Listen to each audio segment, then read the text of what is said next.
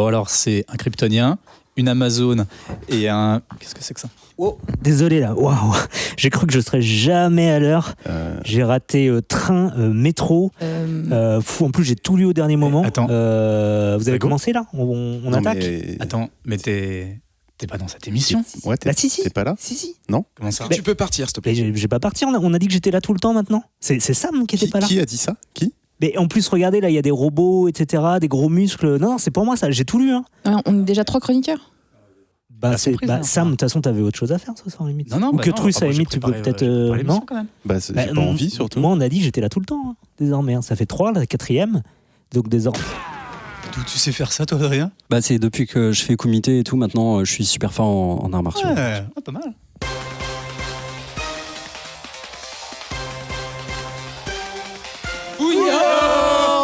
Et bon débarras. Bonjour et bienvenue dans ce 131e, oui c'est bien, le bon chiffre, épisode de Comics Outcast. Peut-être qu'il est vendredi, peut-être que c'est encore la grève. Donc si c'est le cas et que vous avez galéré, bon courage, j'en sais rien. Sinon, on va dire bonjour aux chroniqueurs autour de la table. C'est surtout un bon moyen de passer son temps dans le RER bloqué, quoi. Oui, Et c'est de ça. nous écouter. Ouais. Si il marche, ou dans votre covoiturage, ou sur votre trottinette électrique. Non, je déconne. Faut pas. Je crois que c'est interdit. Vous n'avez pas le droit de rouler tout court. C'est ça ? Oui, avec un casque. Ok. Bonjour aux gens autour de la table. Que Truss ? Bonjour. Comment ça va ? Ça fait va, longtemps qu'on t'a merci. pas entendu ici. 2 émissions 3 ? Pas si longtemps que ça. Enfin, j'essaie de dramatiser le moment. Oui, c'est vrai, mais ça faisait voilà. longtemps, ça me manquait énormément. Comment ça va ? Très bien, merci. Tu lis des trucs toi en ce moment ? Ouais, alors je lis du Mioebius, Le Monde d'Edena, un gros paquet qui est mortel et il faut Ça absolument... parle à Sam. Et tu nous parles de quoi toi aujourd'hui ? Je vous parle d'excellence, Tout simplement. tout simplement, parce que ça me ressemble. On verra ça tout à l'heure. Nivrae, bonsoir. Oui, bonsoir. Comment ça va ? Bonjour, bonsoir. Comment ça va ? Ça va. Tu lis des trucs toi en ce moment ? Je lis des choses sans images. Je me suis remis à lire des romans parce qu'il y a le tome 4 de La Passe Miroir qui est sorti. C'est Christelle Labos, que c'est vachement bien. Je crois qu'ils ont sorti en anglais le 1 et le 2. Oui, parce que c'est pas anglais. Oui, c'est pour ça Et du que coup, le c'est... tome 4 est sorti la semaine dernière. Et tu nous parles de quoi aujourd'hui ? Aujourd'hui, je vais parler de chats dans l'espace. On a déjà fait cette émission en fait, Nivrae, donc c'est bien qu'on change un petit peu. Donc on va te remplacer par Grégo, effectivement. Et Sam, bonjour, Salut. comment ça va ? Bien. Tu lis des trucs toi en ce moment ? Oui. Ouais, Alors, j'ai lu je me suis fait tout Royal City, peut-être que je vous en parlerai bientôt. T'as encore le sourire ? Ouais, malgré tout. J'ai lu le dernier Last Man, dis donc. Oh oui, C'est le vrai vrai que c'est dernier. personnel, ouais. Le Last. Man. Et puis pas mal d'autres choses, ouais. Et donc parmi ces autres choses, est-ce qu'il y en a une dont tu voudras parler ce soir ? Pourquoi pas. Ce soir, je vais vous parler En fait, t'es venu pour ça. d'honneur, vengeance, gros robots qui tabassent, de cyborgs surpuissants, de samouraïs, de fantômes holographiques et d'amour. Rien que ça. Ouais. Ça, c'est le revu. En deuxième partie de l'émission, on va parler de Dark Crystals, le film. La franchise. La franchise tout court. court. Voilà, donc le dessin animé marionnette des années 80, Les comics. les comics et la série Netflix. Enfin, c'est une série, c'est quoi ? C'est un film ? C'est une série. C'est une série.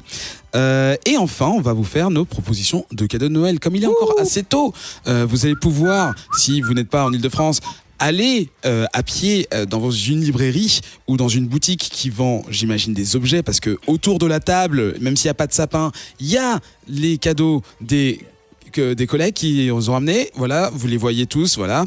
Et sinon, on va commencer l'émission. Allez. Oui. C'est quoi ce début Laborieux. Comics Outcast 131, c'est parti.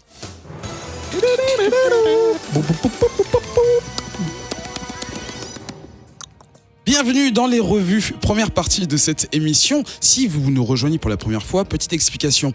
On choisit entre les chroniqueurs des comics, on les lit de notre côté et on en fait les revues, les résumés. Ici, on essaye de pas aller trop loin dans l'histoire, histoire de nous donner quand même envie de continuer de chacun de son côté.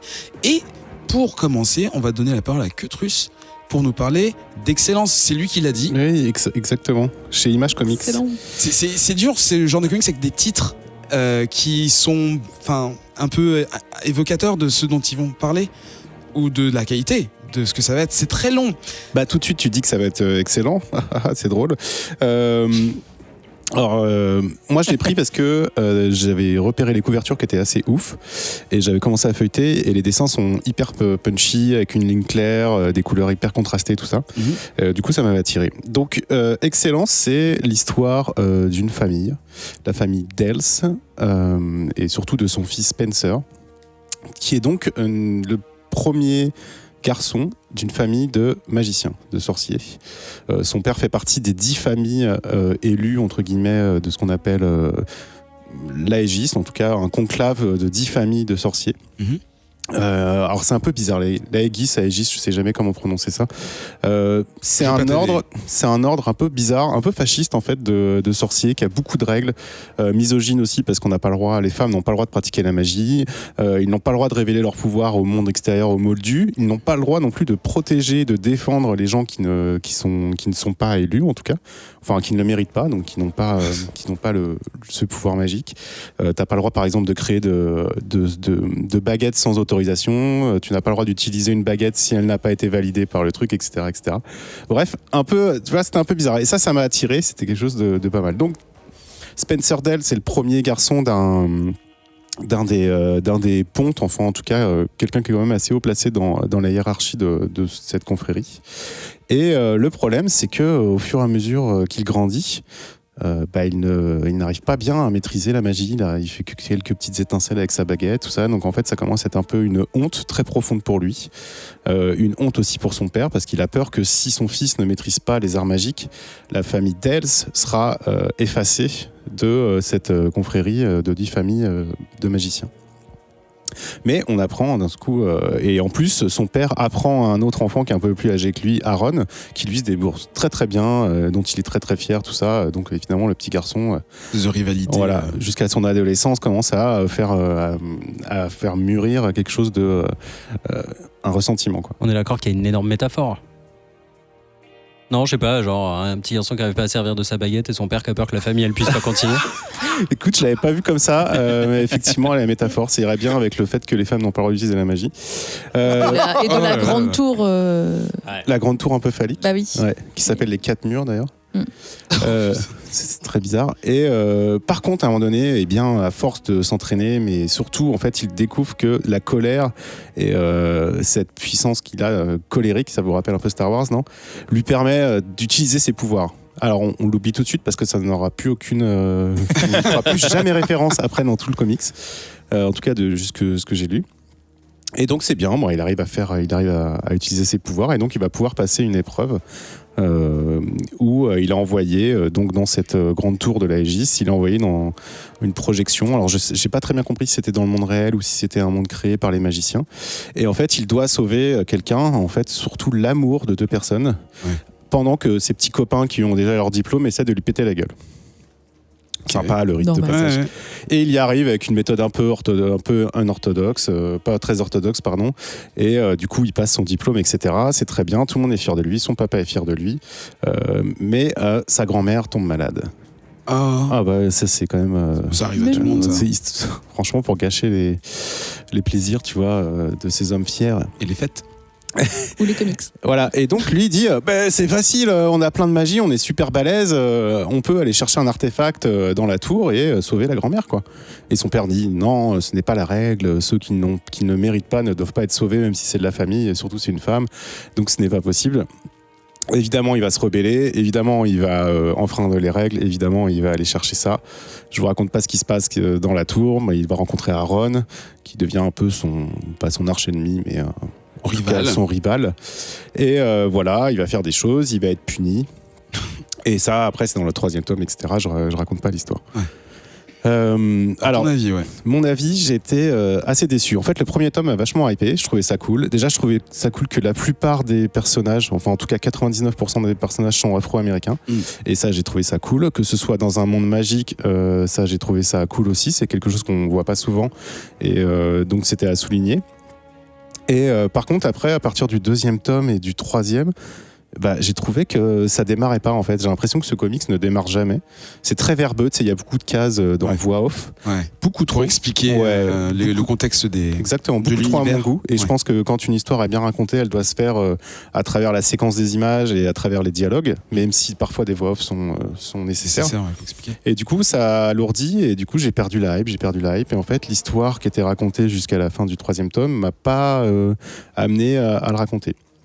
Malgré tout, il y a des moments assez sympas.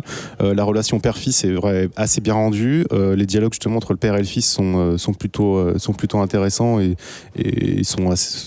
touchent un peu, quoi, sont assez vrais. Et puis c'est pas désagréable à lire parce que, comme je le disais tout à l'heure, les dessins sont quand même assez réussis, sont plutôt dynamiques et les couleurs en jettent un max et ça rend bien cette impression de magie, quoi. Ton avis, toi, Nivray, sur cet excellent titre?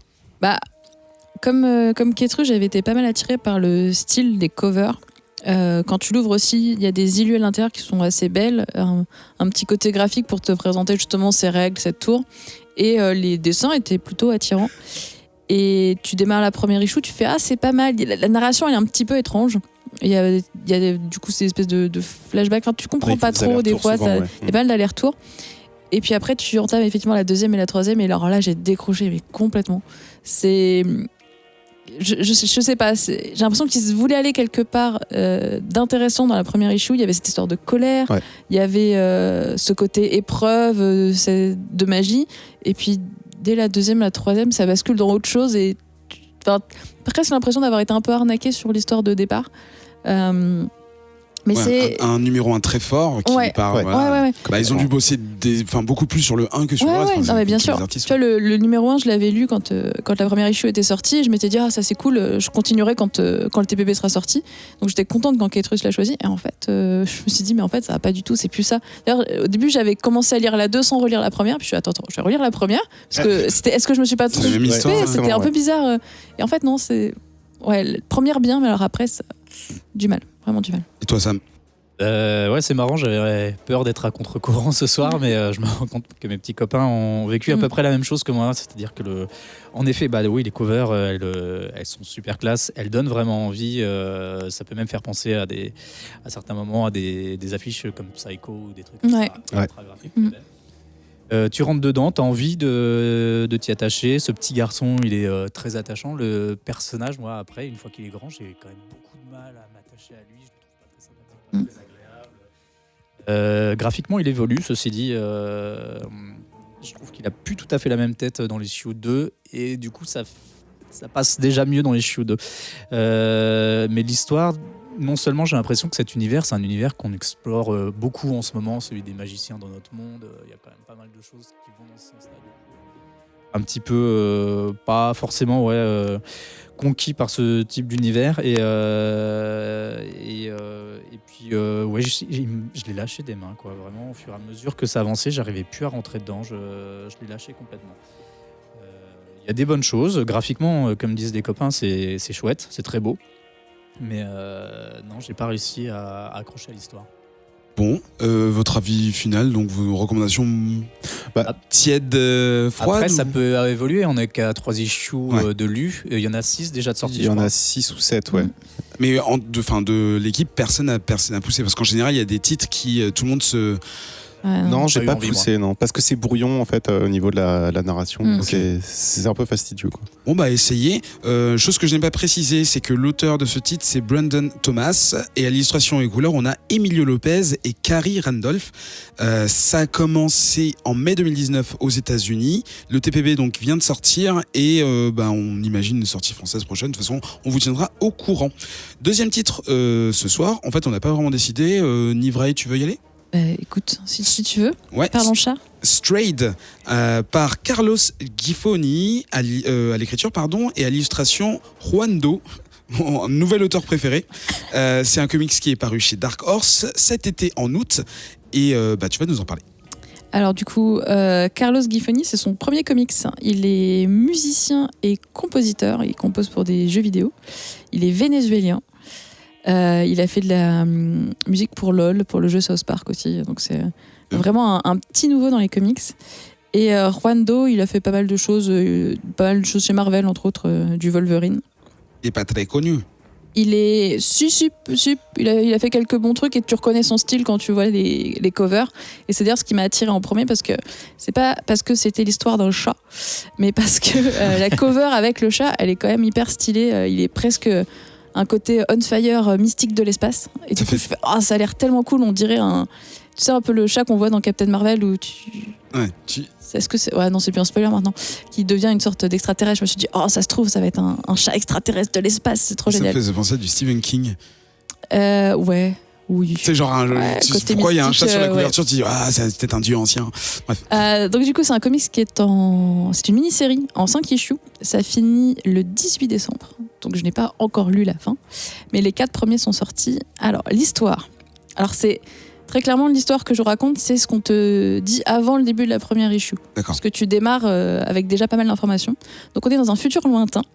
Et une scientifique militaire qui s'appelle Kiara, elle a créé une machine qui permet de traduire les ondes cérébrales en langage. Donc bien sûr, elle l'a utilisé sur son chat, qui s'appelle Lou. Alors Lou parce que l'auteur, son chat s'appelle Lou Reed, en référence à lui. Donc il a donné le même nom au chat dans le comics. En français, il y a un impact qui est un peu plus cassé. Ouais, oui, un chat qui s'appelle Lou, c'est bizarre. Et du coup, en fait, ils se rendent compte que ce chat, maintenant qu'il discute, en fait, il est capable de voyager astralement dans des endroits très lointains de l'univers. Et vu qu'il peut parler, enfin en tout cas ils ont la compréhension, il peut raconter tout ce qu'il y voit. Et surtout, on est dans un monde où il y a besoin de coloniser un nouvel espace pour y abriter potentiellement les générations futures. Et donc du coup, ils envoient ce chat de galaxie en galaxie à la recherche d'un endroit pour pouvoir vivre. Donc ça, c'est un peu le pitch de départ, c'est l'éclaireur. Bien sûr, plus le comics avance et plus tu vas te rendre compte que le chat et sa maîtresse sont pas forcément non plus hyper bénévoles et gentiment remerciés du travail qu'ils font, et que le fond derrière cette colonisation planche un peu vers le génocide, on va dire, sur les planètes qu'ils visitent. Et c'est pas mal en fait, ça marche bien. Alors le scénario est pas mal, ça se déroule bien, on t'explique bien les choses, il n'y a pas d'histoire de flashback bizarre. Peut-être après Excellence, c'est un peu c'est le truc à noter.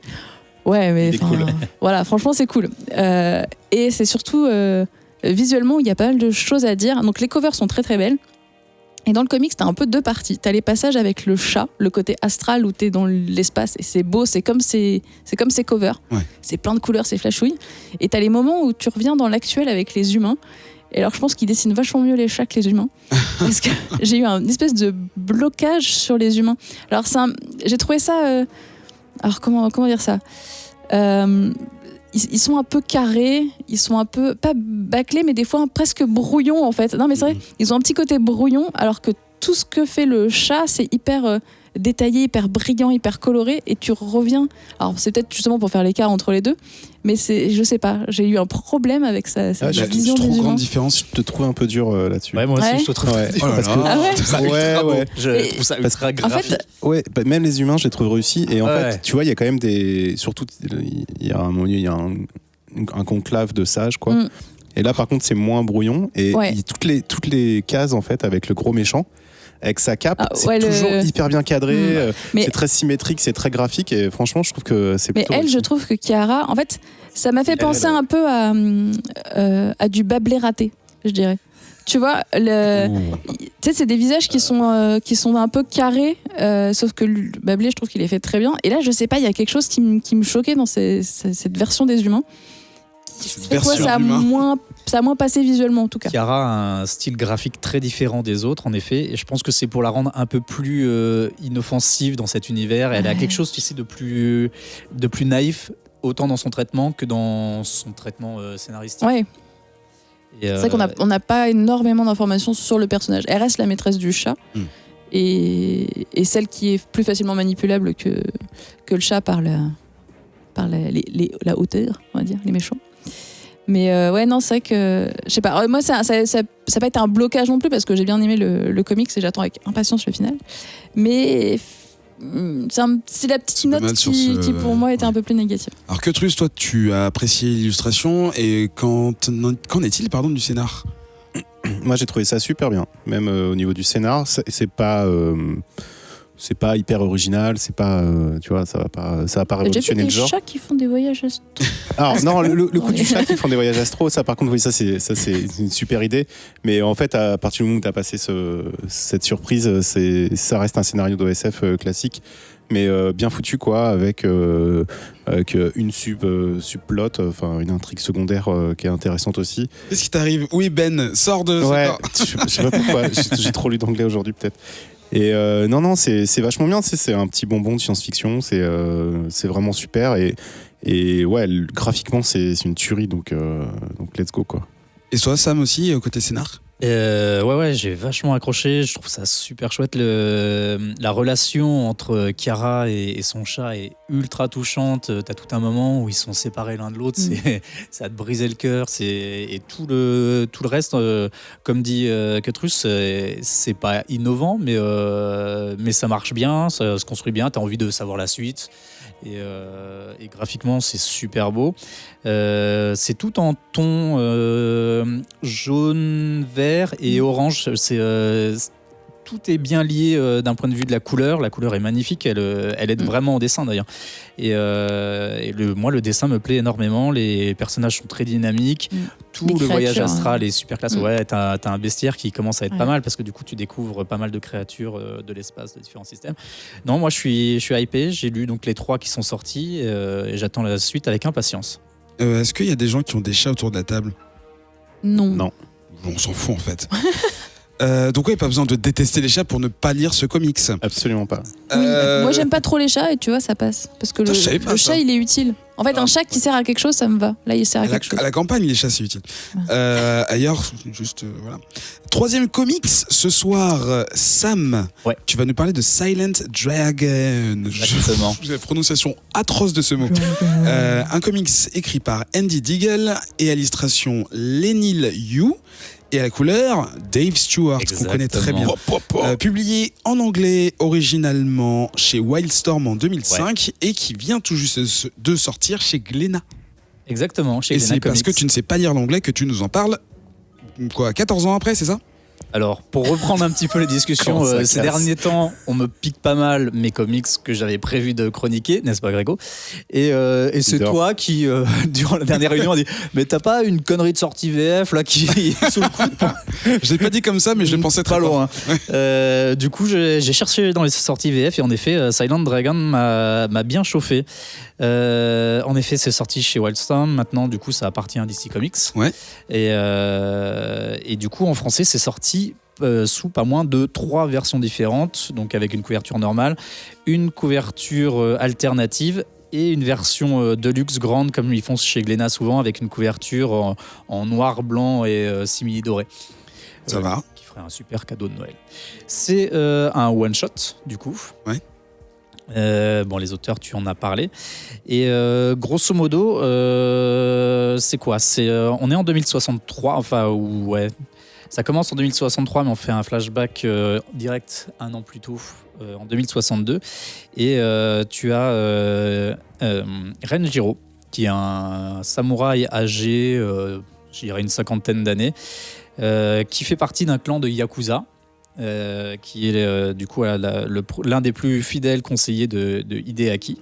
Hideaki, c'est un chef de clan Yakuza, le chef du clan du Dragon Noir, qui veut prendre le contrôle de tous les clans de Yakuza, ce qu'il arrive à faire assez rapidement dans le comics, et très vite de vouloir renverser le gouvernement et devenir un nouveau shogun dans cet univers. D'accord. Dans cet univers, on a beaucoup de gros robots et de cyborgs, je le disais en intro.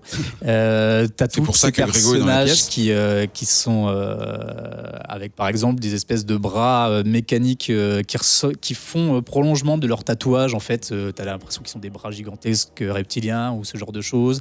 T'as des hologrammes qui sont en fait qui représentent un peu les fantômes, les yorei japonais. Et dans tout cet univers, du coup, tu as ce personnage de Renjiro qui est un peu le mec bien, confronté du coup au Yakuza et au gouvernement qui semble être aussi des pourris qui contrôlent la population autant que les Yakuza. Et très vite, en fait, Renjiro se retrouve à devoir faire un choix car il aime Takara, la femme de Hideaki, qu'il ne veut pas avouer puisque son honneur en serait taché.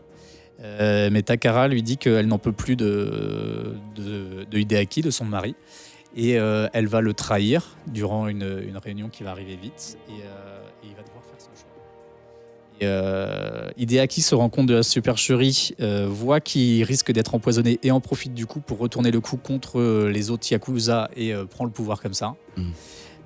Et se dit que Renjiro doit être le responsable puisque c'est lui qui a commandité le rassemblement des clans Yakuza. Et pour protéger Takara, qui est du coup à l'origine de l'empoisonnement, il va ne rien dire et subir la sanction. D'accord. Voilà, j'en dirai pas plus pour pas spoiler. Mais en gros, c'est une histoire de vengeance façon samouraï, comme on peut les connaître. Un truc ultra efficace qui est juste ultra plaisant à lire. Moi, j'ai vraiment kiffé. Graphiquement, c'est super beau. Les couleurs se marient vachement bien. C'est du Dave Stewart, c'est super chouette.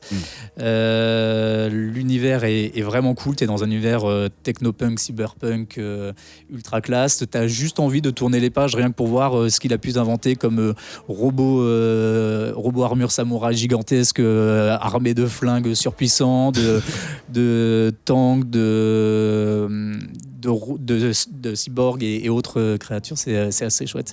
Tout l'univers est ultra riche. Moi, j'ai vraiment pris un gros pied. Ça peut faire penser, par exemple, à du Afro Samouraï ou ce genre d'univers. Cutrus, tu hoches de la tête à chaque fois qu'il disait un truc, c'était genre...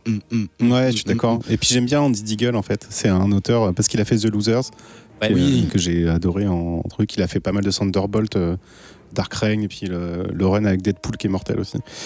Et voilà, donc j'aime bien cet auteur, même si là, je le trouve moins marrant que d'habitude. Il a fait une histoire un peu plus sérieuse, quoi. Même plus dans la tradition du coup des vengeances samouraïs. Même si il en injecte un petit peu avec la motarde qu'on voit. Qui sert du coup malheureusement pas à grand chose au final. Elle est juste là pour être rigolote, en fait. C'est ça. Et je le rejoins, ça envoie du bois, ça pulse, il y a des mechas. Moi, ça m'a fait penser à Shadowrun, le jeu de rôle. Pareil, avec les Street Sam, ce genre de choses. Donc, un peu cet univers futuriste. Voilà, ça envoie, c'est mêlé de culture japonaise. C'est cool, quoi. Enfin, voilà, c'est l'honneur, la castagne, l'amour, les gros flingues, les robots et pif paf pouf, quoi. Et toi, Nivray, les mecha Yakuza? Alors, c'est habituellement pas du tout mon style de comics et même d'histoire en général, parce que les histoires de Yakuza, de revanche ou comme ça, c'est un truc qui me passionne pas vraiment. Et j'avais été vachement attirée par les dessins qui sont quand même plutôt beaux à l'intérieur. Je parle pas forcément de la cover qu'ils ont choisie pour la version française, qui est la cover de la 4e issue, il me semble. Mais les dessins à l'intérieur sont super beaux. Et du coup, je me suis lancée dedans. Et c'est pas que des histoires de Yakuza et de pouvoir, il y a quand même l'histoire d'amour derrière, la construction du personnage après les événements. Et ça rend super bien autant le côté visuel, le côté techno-punk, comme tu disais tout à l'heure, qui est assez fou, que la violence et le côté sanglant qui arrive au fur et à mesure. Enfin, j'ai trouvé ça hyper intéressant. Ça se lit plutôt vite. Ouais. J'ai été surprise par ça parce que je pensais qu'il y aurait, je sais pas, des sortes de combats, presque de débat oral interminable. En fait, non, c'est pas du tout ça. Et ça se lit vraiment bien. C'est beau. Et le fait que ça soit un one-shot, du coup, j'étais jusqu'au bout. Parce que ça le méritait. Et non, vraiment, une très bonne surprise. Je pense pas que j'aurais été vers ça naturellement. Ouais. Il y a écrit Silent Dragon avec un gros tampon avec un dragon. C'est clair. Je me serais même limite dit... C'est pas le meilleur logo du monde. Même, genre, c'est quoi ce manga qui sort en comics, tu vois. Enfin, il y a un truc qui m'attirait pas du tout au départ. Et en fait, c'est plutôt hyper bien. Voilà, Silent Dragon, ça nous permet de faire un petit résumé de ce dont on a parlé pour les revues. On a commencé par Excellence, ce comics de chez Image. On a enchaîné sur Strayed, le comics avec un chat dans l'espace qui voyage. Ça, c'est un comics de chez Dark Horse. Et on a conclu avec Silent Dragon, qui vient de sortir en français. En un tome. Et qu'est-ce qu'il y avait d'autre qui sortait en français? Non, voilà, chez Glénat. Ouais. Il n'y en a pas d'autres pour le moment. On se donne rendez-vous dans un petit instant pour parler de Dark Crystal et pour découvrir les propositions de Noël. À tout de suite. De retour dans ce 131e épisode de Comics Outcast, toujours entouré de Quetrus, Nivrae et Sam. Les réseaux sociaux, non, il y a Grégo, mais Grégo n'est pas là. Arrêtez d'essayer de faire parler, on entend bien assez. Non, mais il y a Adrien aussi, quand même. Et il y a Adrien aussi, que j'aimais pas. Non, mais voilà. Ah, c'est pour ça que tu me tournes le dos depuis tout à l'heure. Adrien, le réalisateur, bien sûr, qui fera un petit montage à cause d'une erreur que j'ai faite. Les réseaux sociaux, donc Twitter, @ComicsOutcast, ça c'est si vous voulez nous balancer des messages sympas. Là, récemment, il y avait toute une histoire autour de Grégo et d'une bande dessinée que Mr. Box devait dessiner. C'est ça? Donc, moi, je l'attends. En cours, c'est un projet qui se monte. Mais j'ai peur que ce soit vrai en fait, ça me fait vraiment flipper quoi.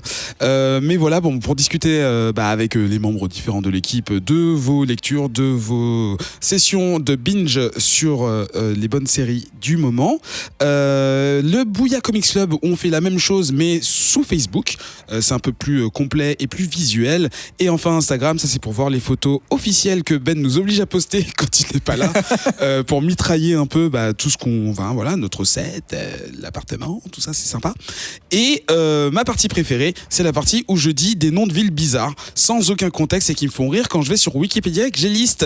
En l'occurrence, aujourd'hui 131, c'est le département de la Haute-Garonne. Sam, il a même pas, mais exactement, Haute-Garonne, département où il y a Toulouse et des gens bien qui en viennent.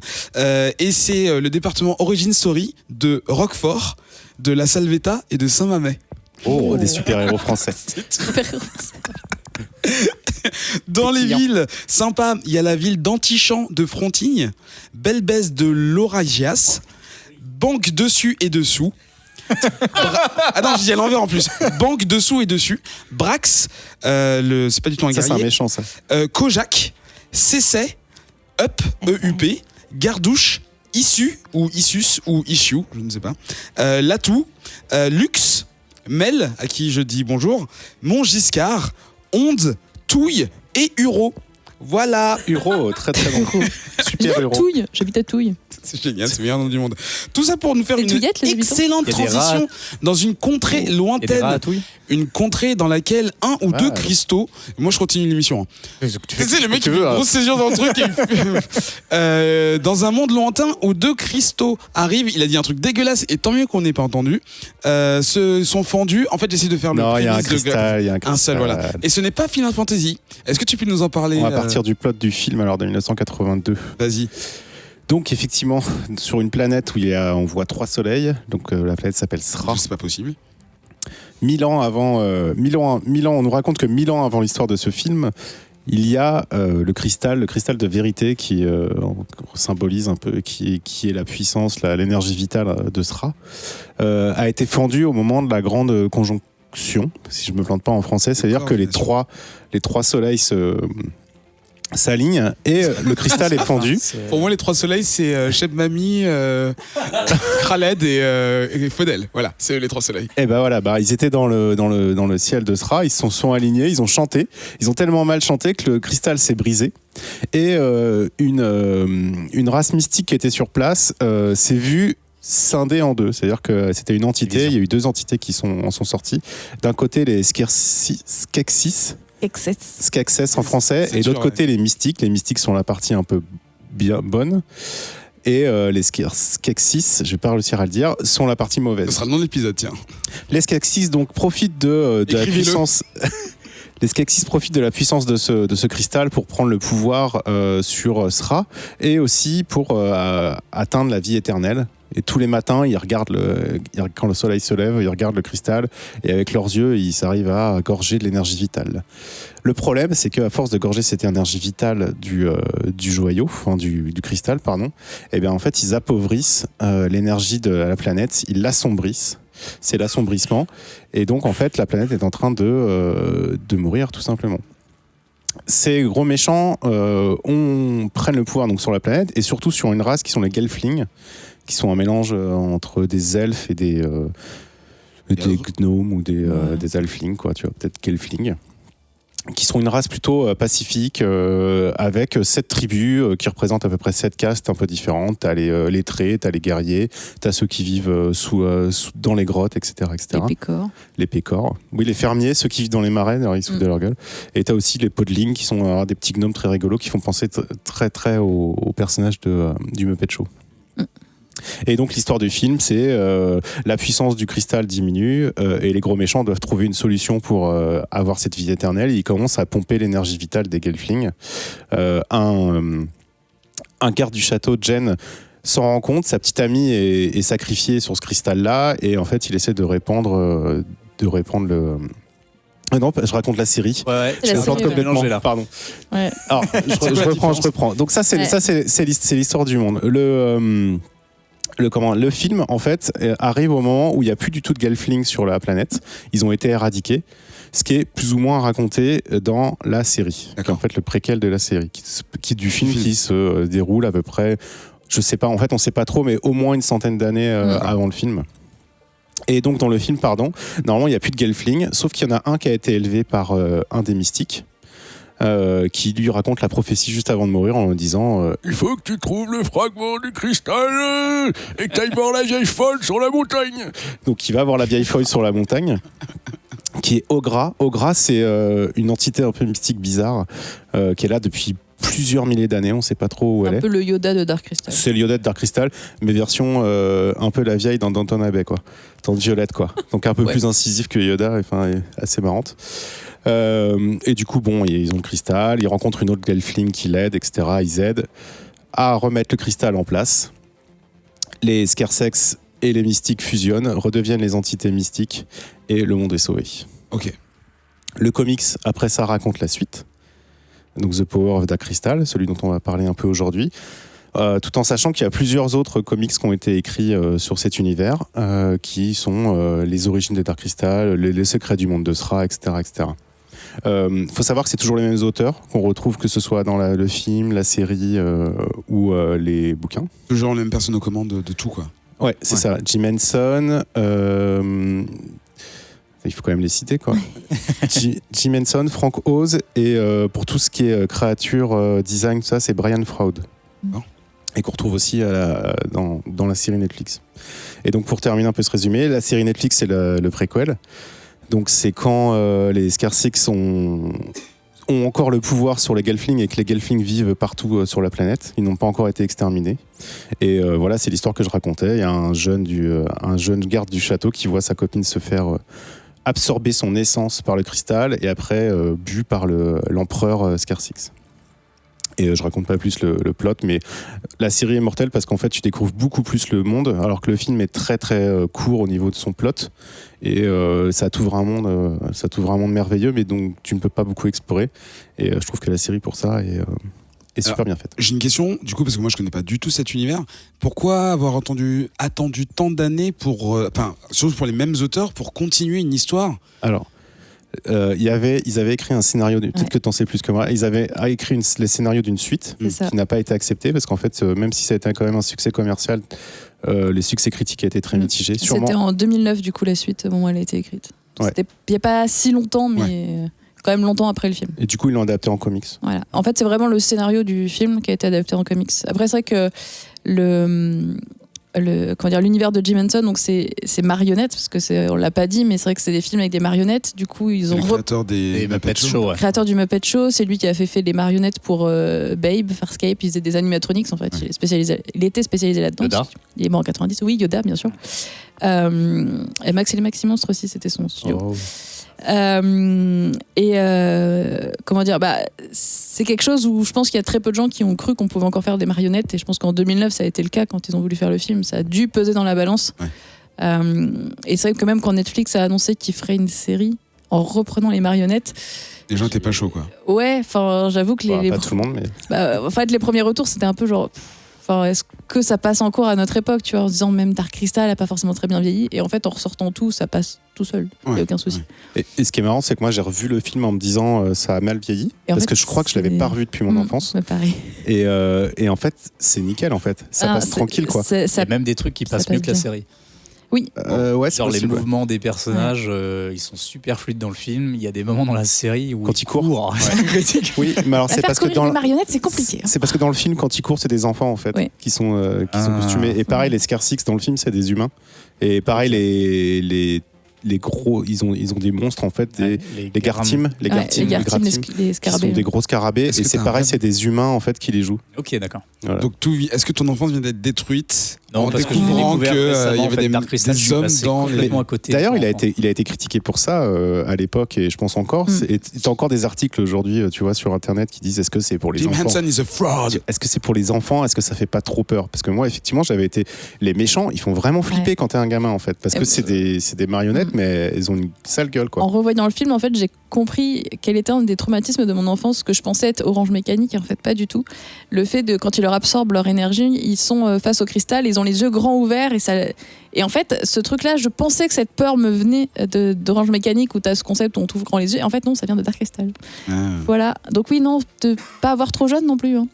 Voilà. Je sais Sam, pas. toi, ta relation avec Dark Crystal? Et récente, du coup, comme je te D'accord. disais, je suis passé complètement à côté quand j'étais gamin et du coup j'ai découvert assez récemment et c'est assez chouette, ouais, c'est assez dingue comme univers.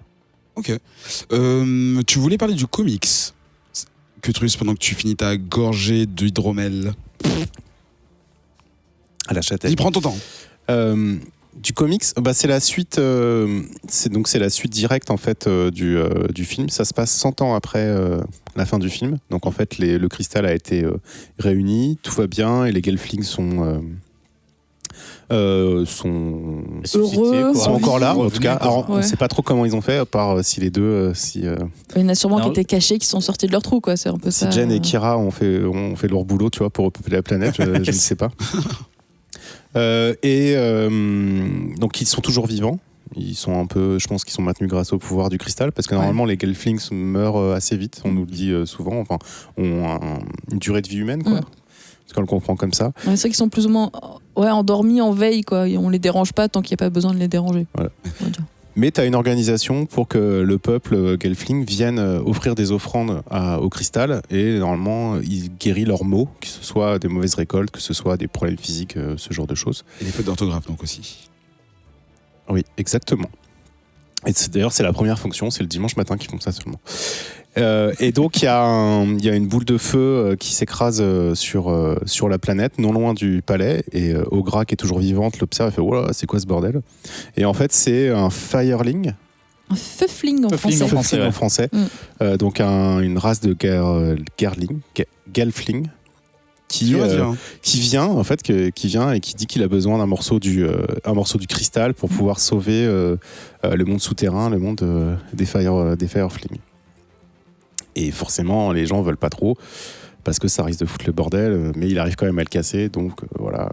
Est-ce qu'on raconte plus? Je sais pas. On peut juste sur le principe de quand tu casses le cristal, ça refait la plus grande séparation, c'est ça. Ouais. Et du coup, t'as le retour des Skeksis et des mystiques, puis forcément, puisqu'ils sont séparés, cet être mystique redevient deux êtres séparés, donc les méchants et les gentils lents qui chantent. Et voilà. Et après, effectivement, on a un nouveau personnage qui est apparu, le Feufling. Je préfère en français. en Ouais, fait. c'est Ouais, Feufling. parce que ça marche bien. Qui est une Ça sorte fait de. l'opposé au Gelfling. Ouais, une sorte de Gelfling de feu. Et on ne les connaissait pas du tout avant, ça, ils n'avaient jamais été évoqués. Donc on découvre du coup ce nouveau personnage. On découvre aussi Kensho, qui est un Gelfling pauvre. Mais genre pauvre, il a des mots, mais il peut pas donner, il peut pas faire de dons, tu vois, au cristal parce qu'il est trop pauvre. C'est là que tu vois qu'il commence à y avoir des petits soucis quand même, parce que c'est censé être un monde bon et puis c'est passé quelque chose. Il y a une sorte de recherche de pouvoir et de corruption qui sont quand même mis en place pendant que les deux autres faisaient la sieste. Et après, je sais pas si on donne notre avis dessus Aussi, on peut. directement. Allez-y, ouais. Moi, donc j'ai lu les 3. Alors, le 3e n'est pas sorti en français, il sort le 2 janvier. Il sort le 2 janvier, mais j'en ai profité pour le lire en avant-première en français, pas en anglais, parce que je trouvais ça compliqué. En fait, comme j'ai l'habitude d'avoir vu le film en français, la série en français, du coup, parce que c'est une espèce de souvenir d'enfance, du coup, je les ai préféré les lire en français. Ouais, non, Ça faisait- continuité. Ouais, mais juste pour les termes, tu vois, c'est plus compliqué, je trouve aussi.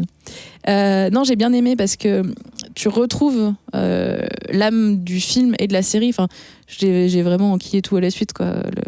Le film, je l'ai revu avant de revoir la série. La série, elle est sortie cet été. Je crois que les premiers tomes sont sortis, c'était octobre en français. En français, ouais, parce que Donc, c'est un peu plus longtemps en anglais. C'était genre juste pour moi, c'était nickel. Je me suis tout refait d'un coup.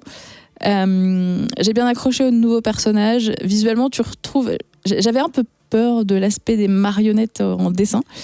Et en fait, ça passe plutôt bien. Les covers des issues sont hyper belles. Tu retrouves un peu moins ça à l'intérieur. C'est pas forcément le même style entre les covers et l'intérieur. Mais c'est plutôt très très cool visuellement. L'histoire, il n'y a pas de grande surprise. Ça reste une histoire de Dark Crystal. Enfin, c'est pas qu'on a déjà eu l'histoire, mais on l'a quand même un peu déjà eu quand même. C'est vraiment l'impression que on prend les mêmes choses, on recommence, mais ça marche bien en fait. D'accord. Vraiment, pour moi, ça a bien marché. T'es content de retrouver Ouais, tes personnages, tes tribus, tes races et tout ça. Ouais, il y a quelques petits nouveaux, mais l'histoire est pas non plus 100% nouvelle. Et pas moi. Justement, la peur que tu évoquais de ne pas retrouver le design des marionnettes en dessin, moi je l'ai eu. C'est-à-dire que je trouve ça trop lisse, trop propre, trop gentil pour du Dark Crystal en fait. Parce que avant tout, moi ce que j'aime dans le Dark Crystal, c'est vraiment la patte graphique, c'est le souci du détail. Et d'ailleurs en fait dans le film et dans la série, mais le film en fait ça m'a refrappé parce que je l'ai vu il y a quelques jours là pour l'émission, c'est qu'il y a beaucoup de passages, surtout au début, où en fait t'as que la nature en fait, et t'as une flore et une faune incroyable, et t'as plein d'idées tout le temps. Alors des fois tu vois que c'était une marionnette avec une main, tout ça, mais ça c'est pas grave. Mais ils ont un souci du détail qui était assez incroyable. Et en fait dans la BD, dans le comics en tout cas, je le retrouve pas. C'est-à-dire qu'il n'y a pas cet attachement à l'univers qui je ressens très fortement dans le film et dans la série. Et l'histoire est très enfantine. Ça convient, je pense, très bien à des enfants et c'est cool. Et voilà, donc graphiquement, moi, j'ai pas accroché parce que c'était pas assez proche de l'univers de ce que j'aime dans Dark Crystal. Sam ? Écoute, moi j'ai bien aimé, j'ai presque tout lu. J'ai lu du coup les 2 premiers tomes sortis chez Glénat et j'ai commencé à lire le 3e qu'ils nous ont envoyé. Et l'univers, comme dit Nivrae, c'est ce qu'on connaît. Il n'y a pas d'enjeu, même si il y a des nouveaux personnages, enfin une nouvelle espèce là qui arrive, les Feuflings. Et tout ça, on n'est pas perdu, on est dans du confort, il n'y a pas de grandes surprises, mais c'est assez agréable. Graphiquement, alors en effet, on ne retrouve pas le style un peu comment dire, plastique, cher, très un peu horrifique et un petit peu années 80. Ouais, très années 80 qu'il y avait, mais il y a quand même quelque chose, quoi. Il y a une vraie belle patte, les dessins ils sont jolis. Alors oui, ils sont peut-être un peu lisses, mais les couleurs elles sont magnifiques. T'as des ambiances colorées ultra classe. Moi j'aime beaucoup. Je trouve que les personnages des Gelflings et des Feuflings fonctionnent bien parce qu'ils sont assez proches. En effet, les Scarsex pourraient être un peu plus crades et un peu plus déformés, charnus et tout ça. Mais ça m'a pas dérangé. Non, visuellement, je trouve ça très très beau. Qu'est-ce que je voulais dire d'autre au niveau au-delà par contre de l'histoire de l'aventure de nos héros, il y a quand même des enjeux un petit peu politiques comme on peut retrouver dans le film ou dans la série. Il y a quand même un univers politique qui est là, un univers de racisme et autres qu'on retrouve beaucoup. Là, j'en suis arrivé à l'épisode 4, je crois, dans la série. On a exactement ce même problème. Et alors, c'est un univers qui est cohérent, mais il n'est pas juste simple, il n'est pas juste pour les enfants. Il y a quelque chose de quand même plus complexe et plus profond. Du coup, c'est vraiment agréable. C'est quelque chose d'assez complet. Et si vous aimez le film et la série, c'est assez logique de lire la suite. Et comme disait Nivrae, c'est l'histoire qu'ils avaient prévu de faire comme suite au film. Du coup, c'est assez bien de le lire et de comprendre vers où on peut aller. Cutrus ? Ouais, mais tu vois, graphiquement, les covers et tout ça et les illustrations, elles sont classe, tu vois, ça me fait penser au pouvoir du Schninkel et je trouve que ça aurait plus collé. Mais peut-être que c'est un peu trop daté comme dessin, un peu trop vieux et que ça aurait pas accroché le public jeune. Vas-y. Mais en même temps, je dis ça et en même temps, tu vois, la série, ils ont pris le parti pris de faire quasiment copier-coller en 10 fois plus beau que le film. Et ça marche quand même. Après, je sais pas si ça a atteint un public jeune, j'en sais rien, quoi. Ouais, les covers, elles m'ont fait un peu peur, franchement. À part d'un coup, comme par exemple la première, on voit les Skeksis et les Mystiques qui sont assez chouettes.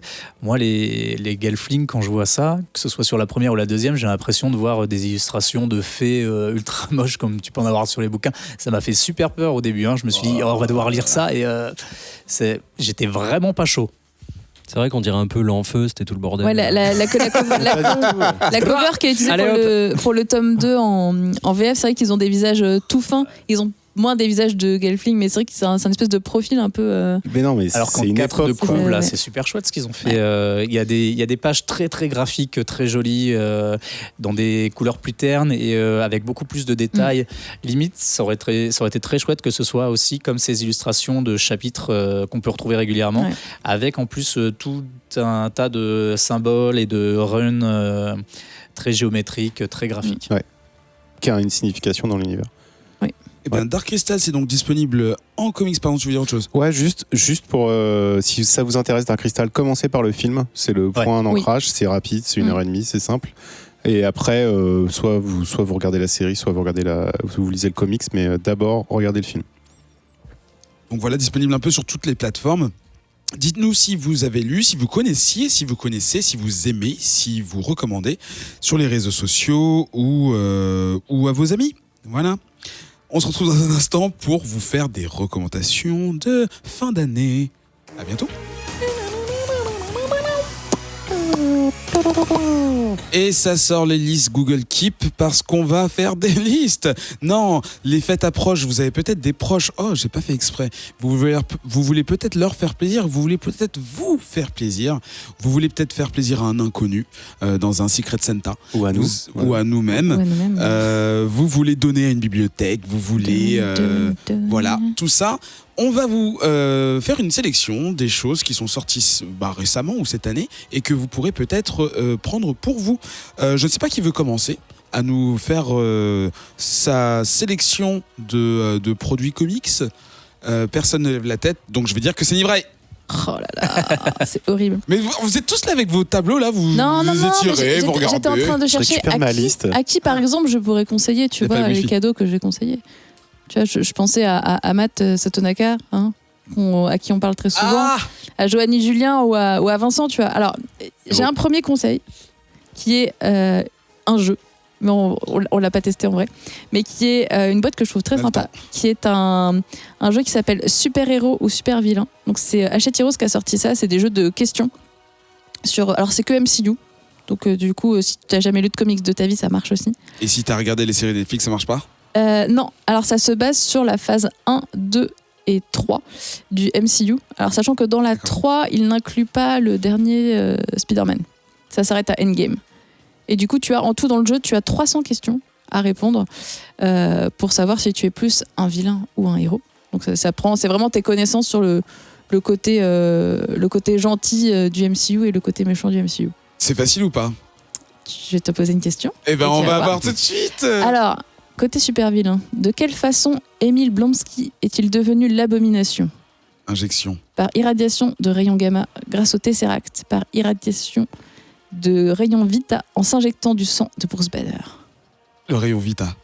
Et donc après, si tu veux les réponses, tu as une super carte magique. Donc on est d'accord que j'ai perdu.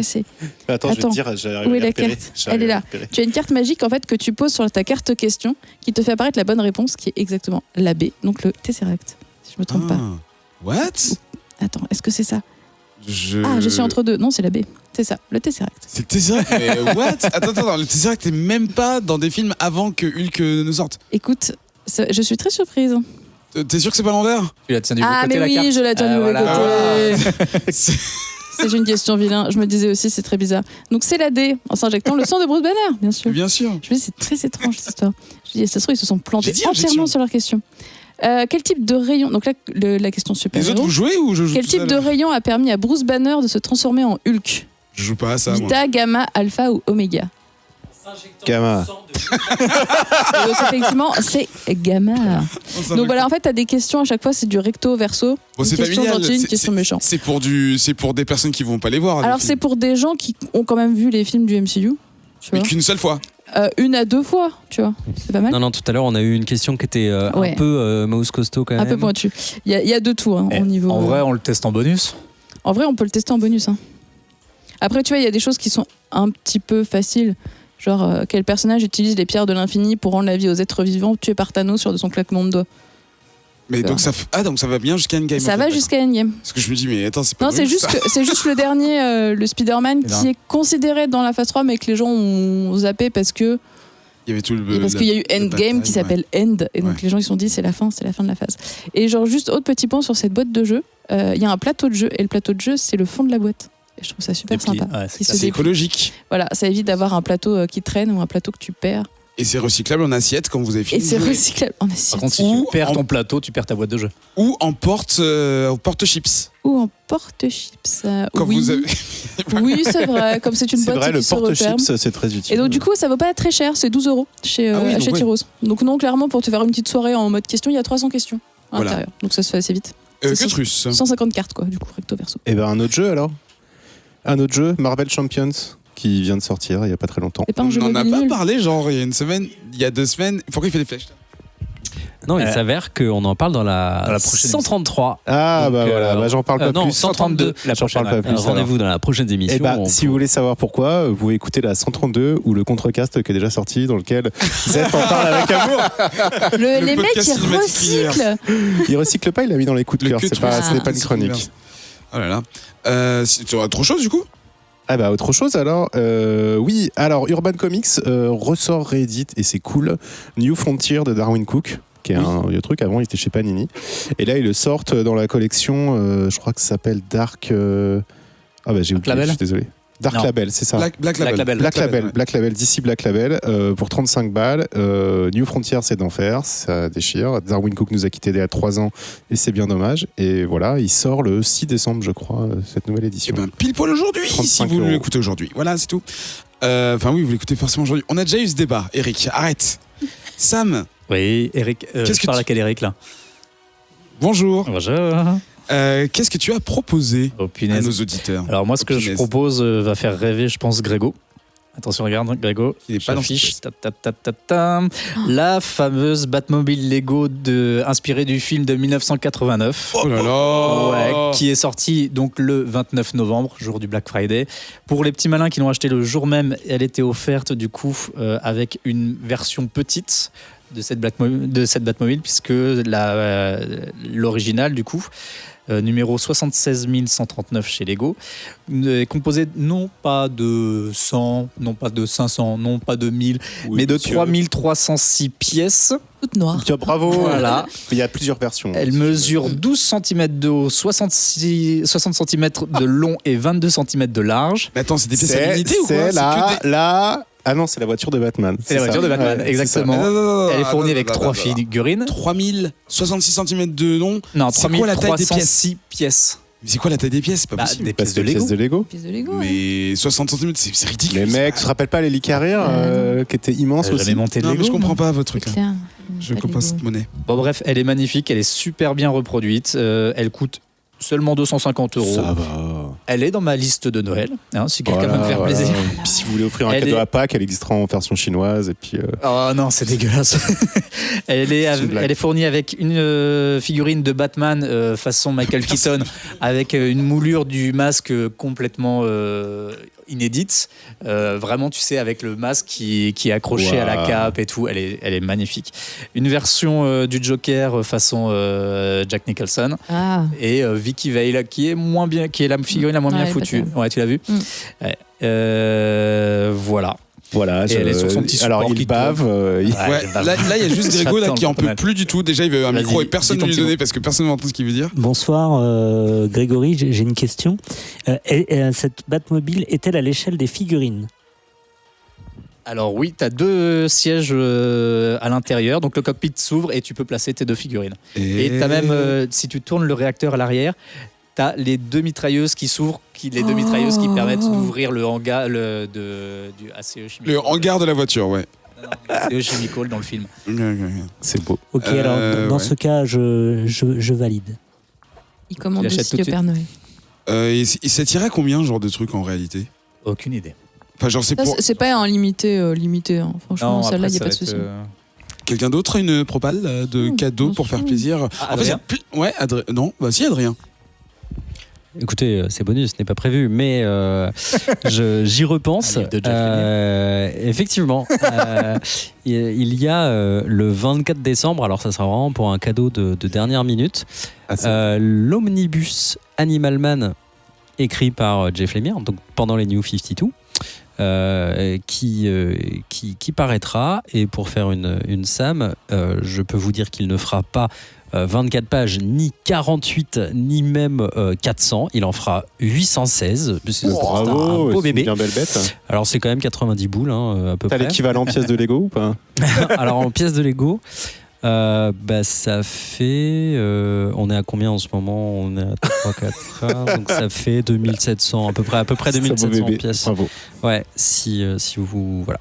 Et voilà, 24 décembre, alors ça sera un petit peu pour les plus chauds d'entre vous. Alors, moi, je vais proposer un autre cadeau. J'ai parlé l'an dernier du premier tome de Klaus, qui était sorti en français.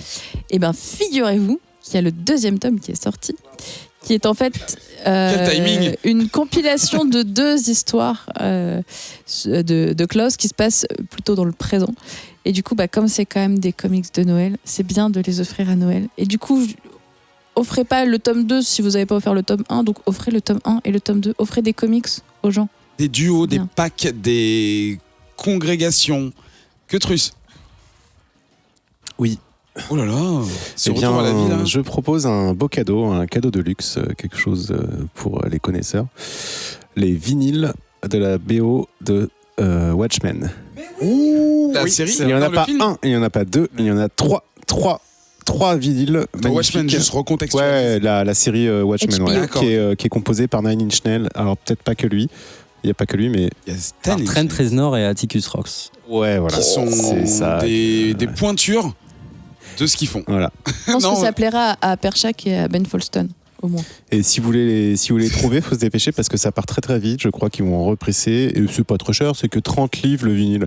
Putain, Franchement. Les c'est fêtes pour, ouf parce que la série là, au 3 décembre, pardon, il y en a 7 épisodes qui sont sortis. Il y en a 9 au total et là ils sont déjà, Ouais. enfin le merch, Ouais. waouh. Ouais, mais C'est- la musique est d'enfer. Oui, non, donc, mais enfin, c'est justifié, bien sûr, mais je veux dire, il y a des choses qui sont en place alors qu'on est encore dans Exactement. dans l'épisode, quoi. Je trouve ça super cool. Ouais, c'est super bien fait, très progressif. Autre chose, une autre reco. Moi, je vous propose de repartir sur un classique. Je vous propose d'acheter, ou d'offrir, le Fear Agent de Rick Remender, donc l'un de ses premières histoires, qui vient de ressortir chez Achilleos en version omnibus, donc 844 pages. Je t'éclate, Adrien. Pour 69 €, qui est sorti le 27 novembre donc de cette année, et dont les tomes en fait de chez Achilleos, des anciens, du coup ils étaient en 2 tomes plus un supplément, sont introuvables à présent. Moi, j'ai un. Alors, je sais plus quand est-ce qu'il est sorti, je pense que c'était fin octobre, mais il y a un artbook des meilleures couvertures de Jimmy chez DC Comics qui est Ouais. sorti en import. On a reçu ça il y a quelques semaines et je sais plus à combien il est, je suis vraiment désolé, je vous mettrai ça dans le détail dans le lien de l'émission. Je crois qu'il est autour de 40 € et il est dans un format bande dessinée française un tout petit peu plus grand, donc on peut quand même profiter, mais on peut aussi le transporter, donc il est dans une finition assez simple, donc c'est pas non plus un très bel objet. Mais en tout cas, le recueil qu'il y a est unique dans le sens que il y a pas mal de petites explications sur les origines de tel choix. Bon, voilà, c'est comme dans tous les artbooks de ce type-là. Par contre, il est assez fin, donc il me semble qu'il n'y en a qu'une 60aine et que, c'est vraiment juste un enchaînement des couvertures. C'est pas non plus comme les trucs de poster là où t'as vraiment rien. Enfin, tu ouvres la page 1, en fait, les 2 pages elles sont utilisées, quoi. Là, il y a quand même beaucoup d'espace, on peut quand même poser ses yeux tranquillement, quoi. Mais c'est pas mal, donc voilà, c'est Jim Lee qu'on a reçu il y a quelques années, et donc voilà son arc que vous pouvez voir sur 25-30 ans de carrière. C'est plutôt pas mal. Sympa. Ouais. Moi, Livré. Ouais, une petite proposition pour Lionel et Fanny, pour Fred Lieto, pour Pras aussi. Vous allez sûrement faire des cadeaux à Noël à d'autres gens pour leur faire découvrir des bonnes choses. Et du coup, je vous conseille d'acheter quelque chose qui est plutôt accessible aux gens qui connaissent pas trop les comics. C'est PTSD. au label 619, qui est donc dessiné par Singelin, qui est une merveille visuelle et qui peut donner quand même grandement envie aux gens de se replonger dans la BD et les comics. C'est une très très belle porte ouverte. J'aurais conseillé il y a 1 ou 2 ans Shangri-La. Je conseille toujours, s'il est là, si vous le retrouvez facilement en boutique, je pense qu'il se retrouve facilement. Oui, il est toujours. Donc ce genre-là, PTSD ou Shangri-La, ça s'offre très bien à Noël aux gens qui n'ont pas forcément trop l'habitude de lire des comics et des BD. Petrus ?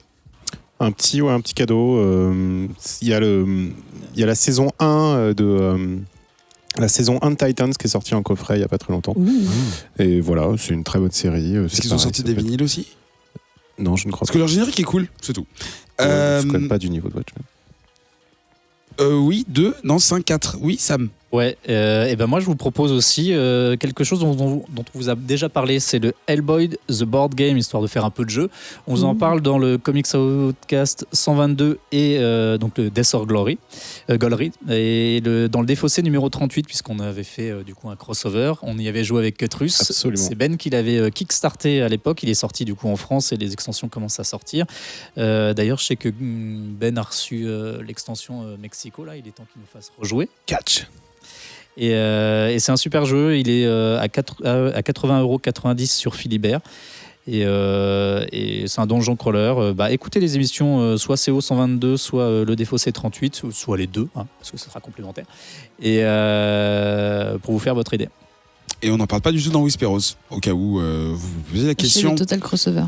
Est-ce qu'on dirait pas qu'on approche une d'une dernière proposition?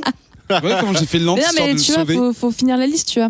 Je pense à JP Perron, à Florian B, à John Couscous, à Guillaume Rocher, à Damien Dezay et à Paul Gara. C'est bon, on les a tous faits.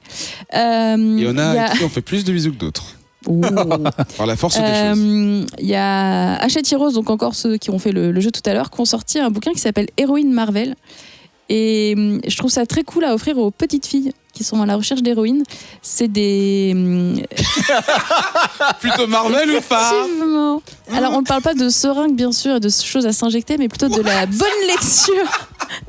C'est en fait un bouquin avec à chaque fois la présentation du personnage et son histoire. Et ça peut être une belle porte pour que les petites filles aient envie de découvrir ces héroïnes dans... J'ai dit ces héroïnes, c'est pas cette héroïne. Dans les comics Marvel. Donc ça parle de Black Widow, de Captain Marvel, de Thor, puisque Thor est une femme, ne l'oublions pas. De Shuri, de Écuriette aussi, par exemple. Et je trouve ça pas mal, je trouve ça très sympathique qu'ils essayent d'ouvrir la porte de manière plus large, en tout cas, aux comics. Et voilà. Et c'est pas un comics, c'est vraiment genre t'as l'image et t'as le texte de présentation du personnage à côté. Il y a pas mal de livres comme DC et Marvel ont sorti des trucs similaires en anglais. Et on a à faute. Il y en a en français aussi. Ouais. Celui que. Même sur Star Wars, il y a un équivalent des femmes de Star Wars. Ouais. Qui ne l'a pas encore fait, mais en fait il y a surtout celui de Pénélope Bagieux en fait qui a lancé la locomotive de tous ces genres de mettre en avant la représentation féminine dans les comics et dans la culture et c'est toujours top. Et je sais plus c'était dans l'émission où on était en Normandie chez notre cher Grégory où on parlait du fait qu'elle avait son prix et franchement je suis super content de mettre un petit badge sur le comics au boulot. Voilà, est-ce qu'il y a des choses à ajouter pour les recommandations de Noël, à part vous faire des bisous? Oui. Enfin, c'est une recommandation, faites-vous des bisous, sauf si vous êtes malade, comme Cutrus apparemment. Et Grégo, oui. Que le public peut intervenir. Oui. Moi, je recommanderais juste un abonnement au CS d'1 mois et vous regardez Watchmen et voilà, ça fait beaucoup d'heureux. C'est tout. Watchmen et il y a quoi d'autre? Dark Materials qui est sorti. Non, ça on s'en fout. De regarder Tchernobyl. Oui. Le The Handmaid's Tale. Il y a de quoi faire. Game of Thrones aussi. Oui. Game of Thrones. Ouais. C'est quoi la série là où ils sont dans un parc et ils sont pas... Non, il y a Watch dedans. Leftovers. Non, ils sont dans un parc mais c'est des robots, mais c'est pas vraiment des robots. Et puis Westworld. on sait pas. Westworld. Westworld. Westworld. Exactement ce que j'ai dit. Comme le groupe de musique. Et on peut offrir du Patreon aussi. Oui, ça venait à la fin. Aussi, il y a des gens qu'on aime, qu'on connaît qu'on n'aime pas, j'allais dire. Voilà, si vous avez des projets que vous aimez soutenir, que ce soit des projets audio, que ce soit des projets podcast, que ce soit des projets de groupe, de personnes qui parlent de comics ou de télévision ou de sagas littéraires, romans, de jeux de plateau, d'autres projets qui arrivent, de scénarios qui écrivent tout doucement. Nous avons un Patreon qui chapeaute un peu cette émission au nom de Vaisseau Hypersensas, qui est le collectif de tous les podcasts dont j'ai parlé. Il y avait également Whisperos et Le Défaussé, ainsi que la création de fiction audio qui arrive prochainement dans vos oreilles. Une création originale, Le Vaisseau Hypersensas. Exactement. Il faut qu'on fasse un jingle à nous, tu vois. Comme c'est bien, je viens d'acheter une basse, on pourra faire des essais. Oui, donc Patreon. Patreon, donc c'est cette plateforme participative. Non, c'est pas ça. Cette plateforme où quelqu'un m'aide, s'il vous plaît. Aidez-le, il faut l'aider. Et pour aider Eric, adhérez au Patreon. Non, mais tout simplement, c'est s'abonner, donner une petite somme que vous voulez par mois. Nous, ça nous aide Attends, je vais aider Eric. Aïe. Désolé, j'avoue, franchement. Allez voir sur notre site, de toute façon, Vaisseau Hypersensas, il y a un petit lien et puis vous pourrez voir en plus. .fr. vaisseauhypersensas.fr, où vous avez aussi accès à toutes les applications. Ouais. Voilà. Vous pouvez télécharger l'épisode en MP3 pour pouvoir l'écouter sur votre player personnel. Voilà, au boulot surtout. Et vous avez tous pendant les liens. la grève. Vous avez tous les liens aussi vers Deezer, Spotify, tout ça. Oui, Voilà. parce qu'on est sur Deezer. Oui, Deezer, on célèbre un peu le fait qu'on soit sur Deezer. Bah, en fait, on l'était combien de déjà, temps qu'on veut être sur Deezer? Et bah ça fait longtemps. Ouais. Ça fait longtemps. Et ils ont changé de formulaire et maintenant ça fonctionne. Et voilà, et Pocket Cast qui maintenant est gratuit. Et je suis bien vénère parce que ça fait genre 6 ans que je paye 2,90€. Non, en fait c'était un achat unique. Donc maintenant j'ai des options bonus. Donc j'ai la version premium sans que je l'ai demandé. Oh, alerte au Google. Oh, ça fait Alerte au Google, les enfants. Et en plus c'est faut leur dire, méchant. faut dire au revoir là. Faut dire au revoir. Ouais. Il est Mais temps. il est tellement tôt. Mais C'est oui. vrai Il est tellement tôt. C'est quoi C'est ça? toi qui avais tellement on a fait peur. une petite émission. Bah voilà, C'est c'est parce qu'on va faire un gros bonus. C'est ça. Oh, un yeah. bonus Un bonus. accessible uniquement aux patriotes. On va Uniquement sur Patriote ou patronote? Au patronaute, pardon. Au On va patronaute. dire au revoir à nos chroniqueurs autour de la table. On va dire au revoir à Queutrus. Merci, au revoir. Queutrus, on Ouais. te retrouve où? On me retrouve sur Facebook, beaucoup en ce moment sur la page du Chimérarium. Voilà. Ah, C'est de un voir, on projet. fait plein de trucs très sympas, on poste des photos cool et on organise des jeux. Eh ben, ça fait super plaisir de t'avoir dans l'émission parce qu'on t'a pas assez souvent. Mais c'est vrai, merci. Mais à chaque fois tu dis ça, même quand j'en fais d'autres suite. C'est vrai, mais toi je t'aime bien en fait. Ouais, moi, il m'a jamais dit ça. Qui, Sam? Ouais, non mais toi tu fais toujours un truc. Ah, mais tu toi, fais ça toujours un change de truc. Grégo qu'on a fait 3 à la suite et qui vient à la 4e alors C'est qu'il est vrai. pas invité. Quoi. Et en plus on l'ignore pendant tout l'épisode. Qu'est-ce Grégo, que je t'es vais là te demander? On n'a pas fait un épisode de Whisperos il y a pas longtemps? Si, il va bientôt sortir. Ah, en fait je sais même pas Mais ce qui sort. il faut finir le montage qui est un peu plus long que d'habitude. D'accord, en tout cas l'épisode est super cool. On parle de qui? Bah faut le dire. On peut le dire ou c'est un spoiler? Non, faut pas le dire. On peut pas dire. Donc c'est un secret. On va dire au revoir à Nivrae. Oui, au Nivrae, on revoir. te retrouve où? Sur l'internet, @Nivrae, dans le podcast Netflixers où j'ennuie les gens à parler de tout ce que je regarde. On a même un Discord maintenant. C'est fou. Oh. Ouais. Si vous voulez un Discord, donnez pas trop. Non, je rigole. C'est nul. On te retrouve où, Sam? Bon, nulle Au part là revoir. en ce moment. Je suis au revoir, Eric. Non, sur le Bouya Comics Club. Ouais. On est faire un tour et puis Pas mal là-bas. et puis voilà, non, c'est tout. C'est déjà pas mal. Oui. Et nous, on se donne rendez-vous le vendredi 20 décembre, si tout va bien, pour notre 132e épisode et potentiellement la dernière de 2019. Je compte bien ou pas? Oui, si. Attends, non. Si, Si, qui sera si, diffusée. si, voilà, si, parce voilà. que nous, c'est un peu On en a Oui, on en enregistré enregistre une, mais qui sera en décembre, 2020. mais voilà. Voilà. Et donc, oui, Patreon, si vous avez apprécié ce podcast, n'hésitez pas. Remerciements aux chroniqueurs, actu des chroniqueurs, remerciements aux auditeurs. Merci les auditeurs. Sa liste, quoi. Bah écoute, comme ça, je sais que j'ai pas oublié. T'as jamais vu des gens dans le supermarché qui sont là, genre des pommes, des poires et des bananes? Ils le disent, Et du coup, les auditeurs, C'est c'est vrai. plutôt des Moyen pommes ou des mnémotechnique. poires? non, des gens. J'ai dit des- Oh, Auditeurs, c'est des pommes ou des tu poires respectes tellement pas nos auditeurs.